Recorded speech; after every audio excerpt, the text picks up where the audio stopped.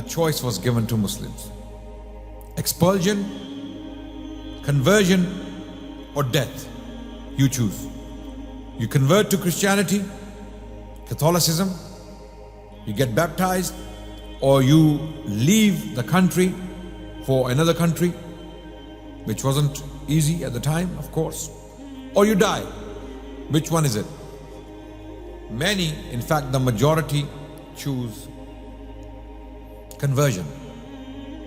They pretend to become Christians. These are the people who are known as the Moriscos.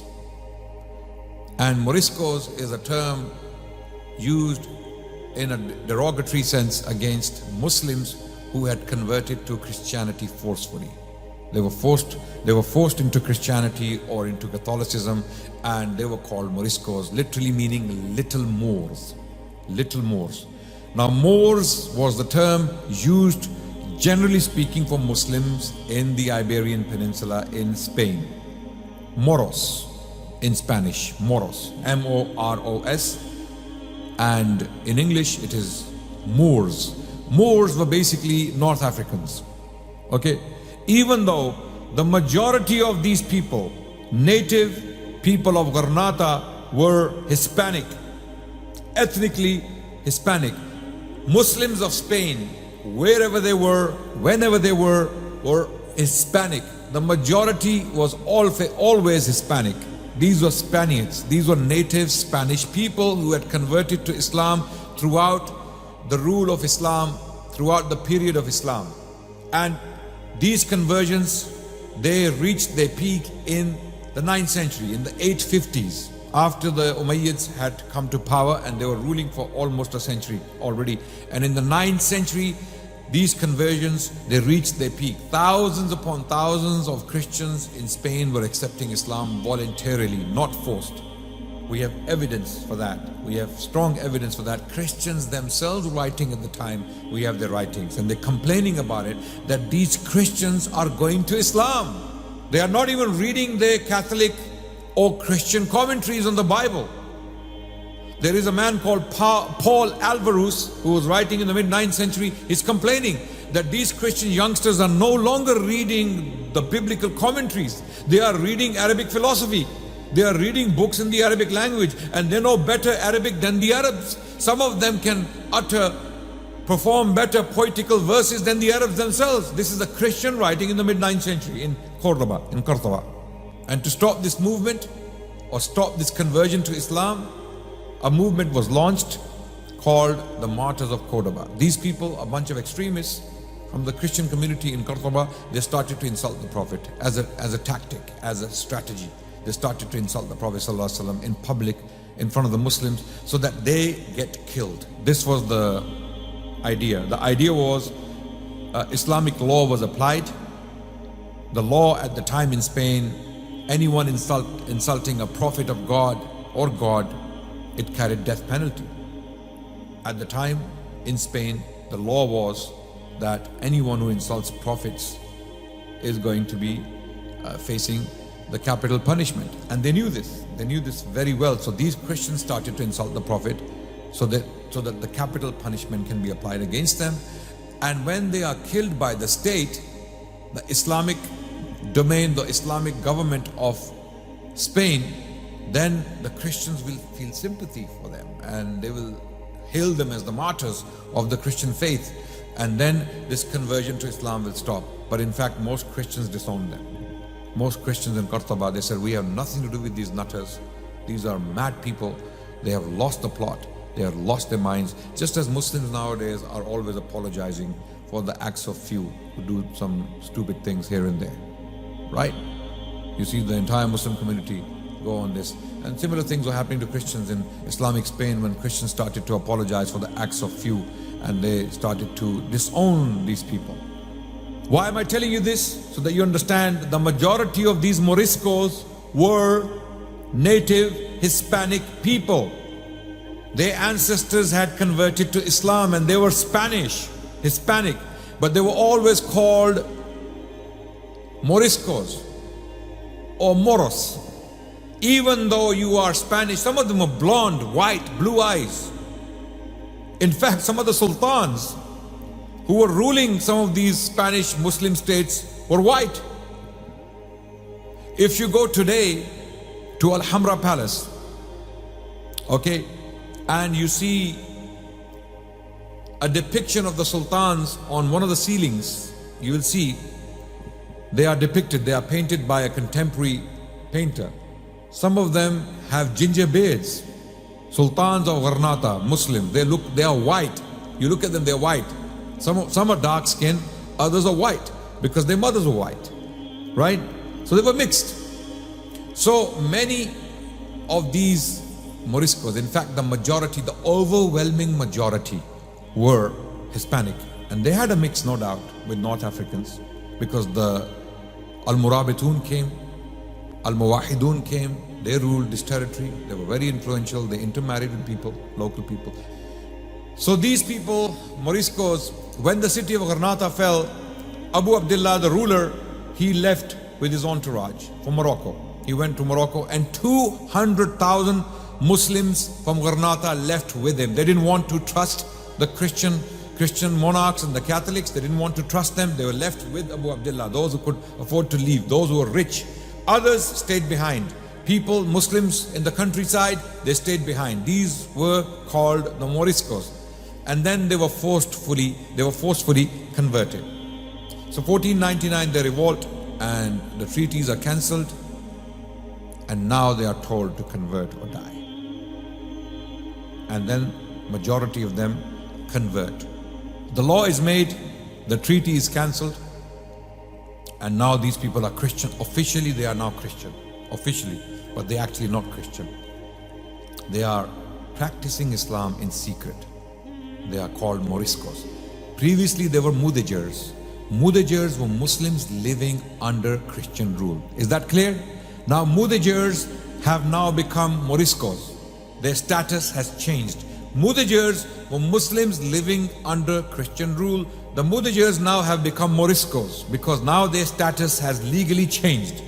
Moriscos are now newly converted Christians from Islam, and they are no longer seen as Muslims. They are now seen as Christians who had to practice Christianity as the Catholics saw it. And they were checked. They were tested whether they are actually Christian or not. So what started to happen? Initially, when this law was made, and you know what? At this time, 1501, 1502, when this revolt was suppressed, the first revolt of the Muslims against these evil injunctions imposed upon them, one of the results, one of the outcomes was Isabella, the queen, she ordered the burning of all Arabic books. This was one of the greatest disasters in the history of Islam. 2 libraries that were destroyed in the history of Islam, we will never know what we lost there. And these 2 libraries were potentially the greatest loss to Islam in terms of our literature and evidence of Islam, early evidence of Islam. What 2 libraries are those? Baghdad, everyone knows what happened in Baghdad. The siege of Baghdad, the Mongol invasion in 1258, Baghdad was taken. The last Abbasid caliph was killed. His name was Al-Musta'sim Billah. He was killed, and one of the outcomes of this siege or this capture of Baghdad or this destruction of Baghdad was that the library of Baghdad was entirely thrown into the river Tigris, Dijla. The river Dijla, river Tigris, became black. First, it became red due to the blood of the Muslims that was spilt by the Mongols, and then it became black due to the ink of the books that were thrown into the river. Now, I can only assume and imagine that there were Qur'ans there written by the Sahaba or from the time of the Sahaba. There were Qur'ans there from the 1st, 2nd, 3rd, 4th, 5th, 6th century of Islam. This is when the Mongols came in. There were books of hadith that we have never seen before, that we find mentioned in the books of early scholars. There were books on poetry, literature, science, philosophy, you name it. Millions of books were thrown into the river, and we will never find them again, never recover them again. Similarly, in 1501, Isabella ordered the burning of the books of Gharnata. Allahu Akbar. I saw the square when I was there just over a week ago. I saw the square where these books were burnt by this bishop called Cisneros, the one who came to impose Islam on the Muslims. Cisneros, he personally supervised the burning of these books. All the Qur'ans, all the books of Hadith, all the literature of Islam, all the tafasir, all the commentaries on the Hadith, all the books you can imagine, the Muslims had accumulated in Gharnata from all over Al-Andalus. The entire legacy of Islam in books was burnt, went into flames. So what happened? These Muslims now started to hide their books. Because now keeping an Arabic book was a crime. You can no longer keep Arabic books. And it is estimated that there are 1 million people. Even though 200,000 have left with Abu Abdullah, the ruler, to Morocco, almost 500,000, 500,000 to 700,000-800,000 people are still behind. Some even claim 1 million. That 1 million Muslims are still around and they are called Moriscos. Legally they are now Christians. As far as the state is concerned, they are Christian. But they were not Christian. Some did convert, no doubt. Some few unfortunate individuals did convert. But majority of the Muslims, they pretended to save their lives. So they would go to the church and they would stand there. Okay. They would even at times do things that Islam does not permit. Eat pig, because they were forced to eat pig. Inquisition was an institution that was unleashed against them. These clergy, these bigoted evil satans or shayateen working with this institution were a bunch of Catholic clergy, and they were basically given this task to make these people Christian by hook or by crook. So they would go to their homes and they would check them systematically if they are actually practicing Christianity. Are they eating pig? They would have to hang a leg of a pig in every single Muslim house, and then they would make them chew the meat. They would make them drink wine. If a Muslim or if an individual in Gharnata was seen to be too clean Muslim, this is not a Christian. Because one of the greatest signs of Muslims was they were clean, they were hygienic, they were very tidy. So if you were too clean, you would be taken to the Inquisition. They would be interviewed, tortured, to confess. And they were not allowed to pray. No salah, no Eid, no wudu, no ghusl. If anyone was seen bathing on Jummah, on Friday, they were picked up, they were taken, and they were tortured. In some cases, tortured to death. Women were not allowed to dress as Muslims. They had to uncover. You know, this is not a joke. When you actually think about it, when you read about it, you know, the problem is we are not aware of this history. We are completely blind, completely ignorant. We don't know this happened. And you know what? People cry about the Holocaust and other catastrophes that took place in the history of humanity. Rightly so. These were catastrophes. But one of the greatest catastrophes, one of the greatest genocides, one of the greatest exterminations, one of the greatest ethnic cleansings that took place in human history was in Spain, against the Muslims of Spain, after Spain fell to Catholics. So they were not allowed to pray. Now they were facing a very difficult situation. They were so much in love with Islam that they wanted a solution. Then came a fatwa called the fatwa of Oran. So in 1501 or 1502, some Muslims write a letter to a scholar in a place called Wahran, or a scholar from Wahran. Wahran is basically in current day Aljazair, Algeria. This scholar was Sheikh Abul Abbas Ahmad bin Abi Jum'ah al-Maghrawi al-Wahrani. So the letter was written to him. The Muslims of Spain were complaining, or they explained the situation, that this is the situation we're living in. We cannot leave we leave, we'll be killed. Because they couldn't leave. Those who tried to leave were systematically robbed on the way, and most died on the way. In fact, the Jews immediately were banished. The Muslims were not immediately expelled because they were in huge numbers, hundreds of thousands of people. How do you tell them to leave? It's going to become a logistic nightmare, and the city will be empty. There will be no city of Gharnata. There will be no business. There will be no agriculture. So these monarchs, they realized that they have to be pragmatic about it, and they have to find a long solution for Muslims. For the Jews, out. The Jews in 1492, as soon as the city of Gharnata fell, out. And most of them were killed on the way, the Jewish people. And very few made it to Morocco and Algeria and Tunisia.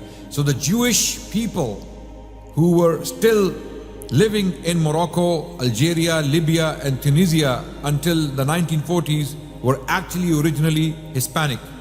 These were Spanish Jews, Sephardic Jews. So they were completely wiped out. Muslims were in large numbers. So these Muslims wrote a letter to the Mufti Abu Abbas Ahmad bin Abi Juma al-Maghrawi al-Wahrani. So they asked him.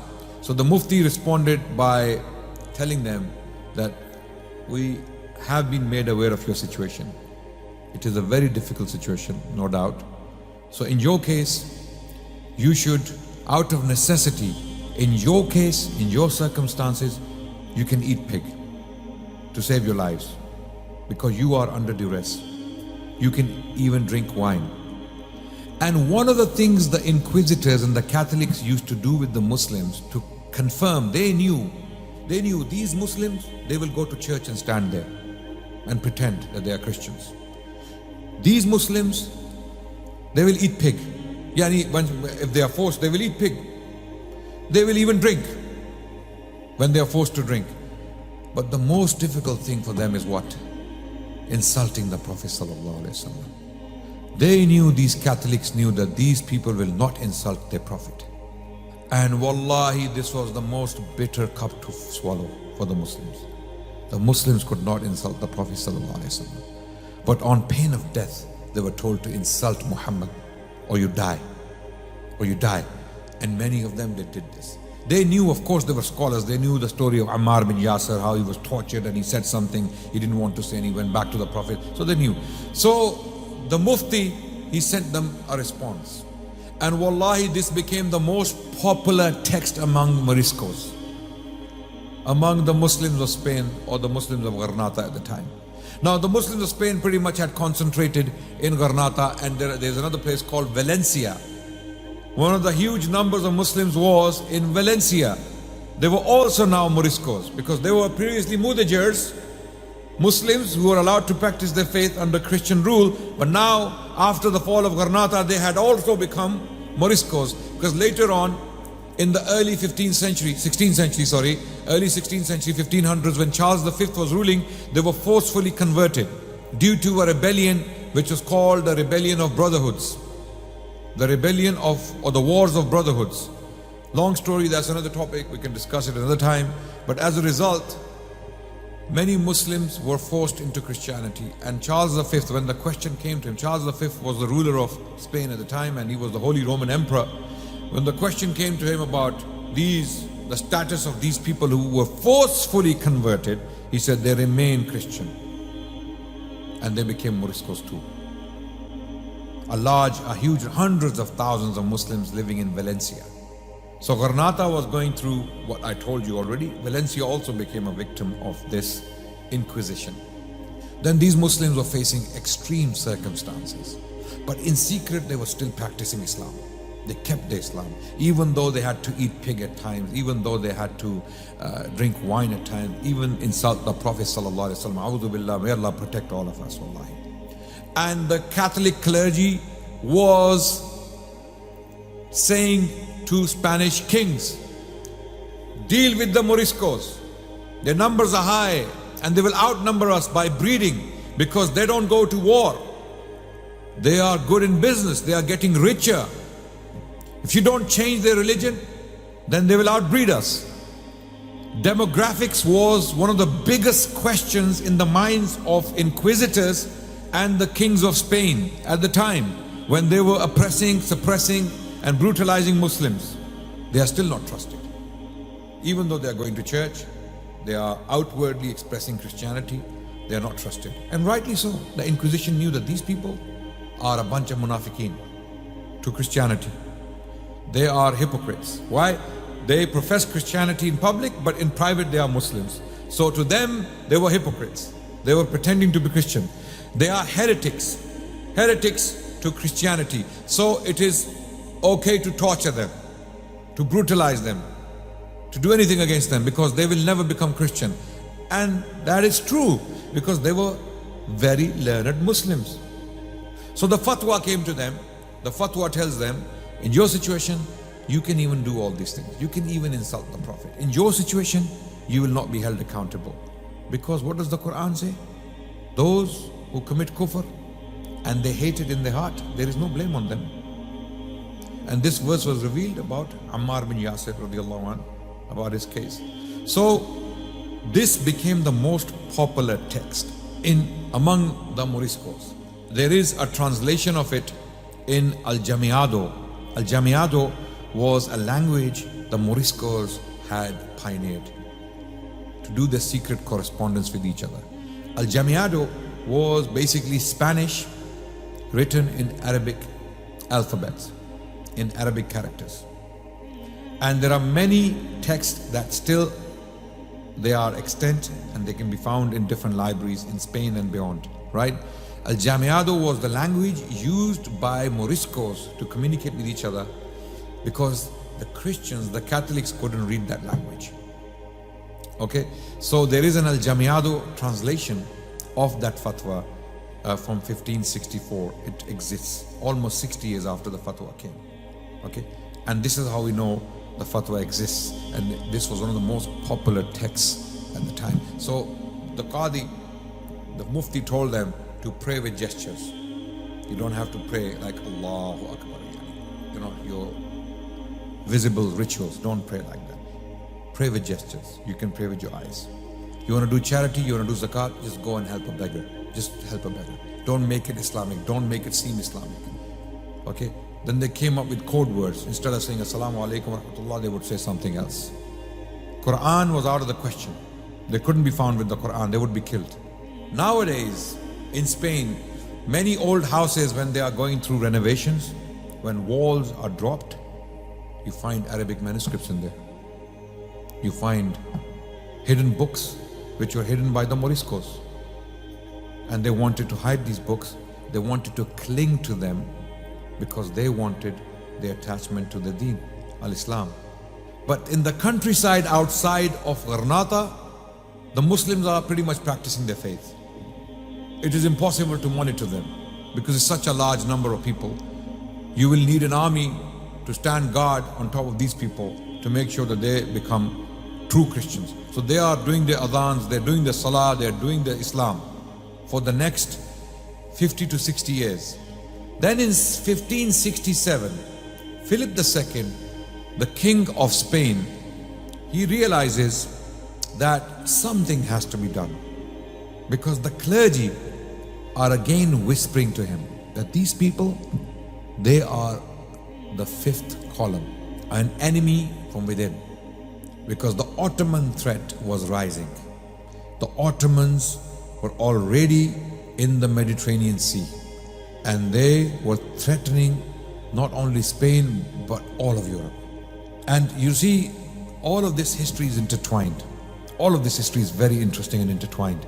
The Ottomans were, during the period, during the reign of Suleiman the Magnificent, were very active in the Mediterranean and beyond, to the extent that in 1571, one of the biggest naval battles in European history took place.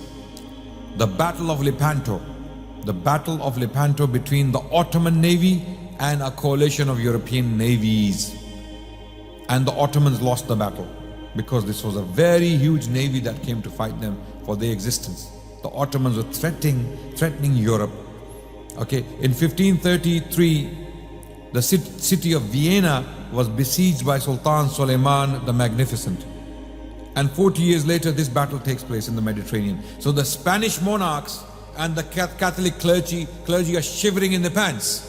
That if these Moriscos, the fifth column within Spain, if the Ottomans invade from the coasts of Granada or close by, these Moriscos will side with them. And they will find hundreds of thousands of people fighting for them. So this is the fifth column. You have to do something about it. You have to really do. So 1567, Philip II announces another decree that no Muslim dress code allowed, no Arabic language on even in the countryside, by the way. Now Granada is already done with, but this is now surrounding areas where the Muslims are still alive in hundreds of thousands. Now the Moriscos have realized that we were somehow surviving in secret, practicing Islam. We were still, going by, getting by. But now it's now another revolt. 1568, Moriscos get together in these mountains called Alpujarras mountains or Alpujarras mountains. Muslims were living in these mountains. So they came together and they were united by the last Muslim leader of Al-Andalus. You can call him the last Muslim leader of Al-Andalus who stood up for Islam militarily. His name was bin Hamayya. He had a Spanish name given to him, but he was called bin Hamayya, which is a corruption of Ibn Umayyah. Ibn Umayyah. Why was he called Ibn Umayyah? He was called Ibn Umayyah because he traced back his lineage to Banu Umayyah. So he used that lineage to become the leader of the Muslims. He said, I am descended from Banu Umayyah, the very people who established the caliphate in Spain, and I now lead you. So for 3 years, Ibn Umayyah led the Muslims in Alpujarras mountains from 1568 to 1571. Many bloody battles took place. Many Spanish soldiers were killed and Muslims were killed. Okay, and eventually the king, he defeated the Muslims, and this last resistance unfortunately was crushed, and now an order was given to exterminate these people. Okay, because now the Ottomans are around the corner, and even Britain is threatening Spain. 1588, the famous Battle of Armada. You know the famous Armada battle? Yeah, when Spain came to take England. And you know who the Queen Elizabeth I was allied with? Do you know who was she allied with? Any ideas? The Ottoman Empire. She was allied with the Ottoman Empire. She was in alliance with the Sultan of the Ottomans. And there's a book titled The Queen and the Sultan. Check it out. It tells that story, the Queen and the Sultan, right? So this was very dangerous situation for the Spanish. There are people inside Spain who don't like the Catholic government of Spain. There is Britain, England, ruled by Elizabeth I at the time, and there are Ottomans. So they said, okay, extermination. In 1582, the King of Spain and his clergy and his advisors get together and they discuss the Morisco problem. How do we deal with this problem? They are not leaving Islam. They will still keep secret Islam with them. What do we do? So some of them, they argue that we commit a genocide. We kill them all. Hundreds of thousands of people, we just round them and kill them all. Just kill them. Okay, just get rid of the problem. Who's gonna? Others said, no, this is too much. Okay. Then some said, castrate all the men. Castrate all the men. Get the men, get all the males, castrate them so that they cannot have children anymore. That's it. Problem over. One generation gone, finished. Right? Then they said, this is going to cause another revolt, because now you see why are the revolts taking place? Because they are still around in huge numbers. So these ideas are basically put aside. Some Spanish nobles were arguing to leave them. Why? Because they were expert agriculturists. They were taking care of agriculture. They were taking care of business for them, right? So they were in favor of leaving them alone. But then these Catholic clergy, these bigoted, hateful Catholic clergy, Islamophobic Catholic clergy, they didn't want that. They wanted to cleanse.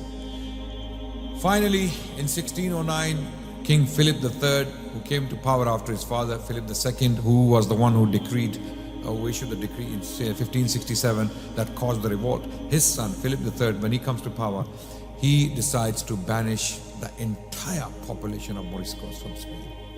Whether they are Christian or not, even if they are sincere in Christianity, even if they are sincere, out. So in 1609, from 1609 to 1614, Moriscos were told to leave for Morocco, or Africa, or anywhere else.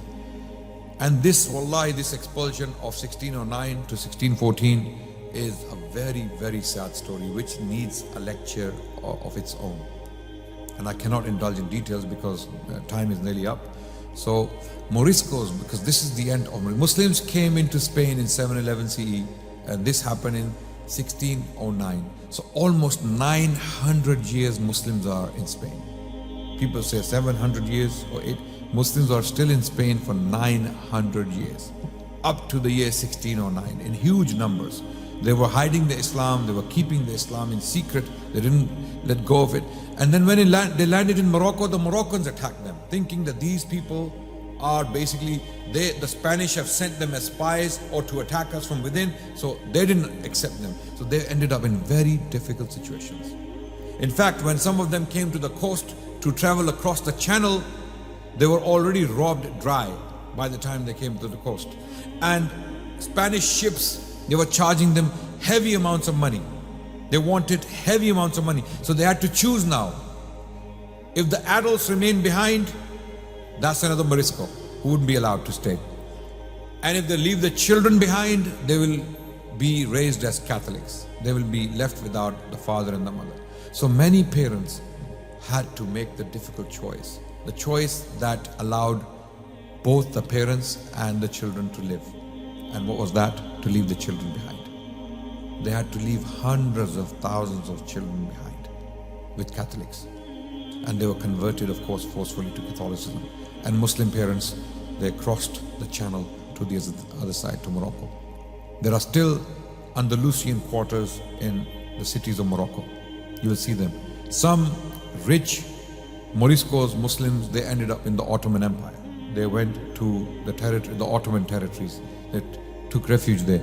Many of these Moriscos, because they were very bitter about this, they joined the pirates, the Barbary pirates who were invading the coast of Spain from time to time. They became the pirates who were attacking the Spanish ships and any European ships for that matter. Moriscos joined the Ottoman militaries later on. They became helpers of the Ottomans. Some even went as far as Egypt to work within the Egyptian state apparatus. In fact, as late as 1727,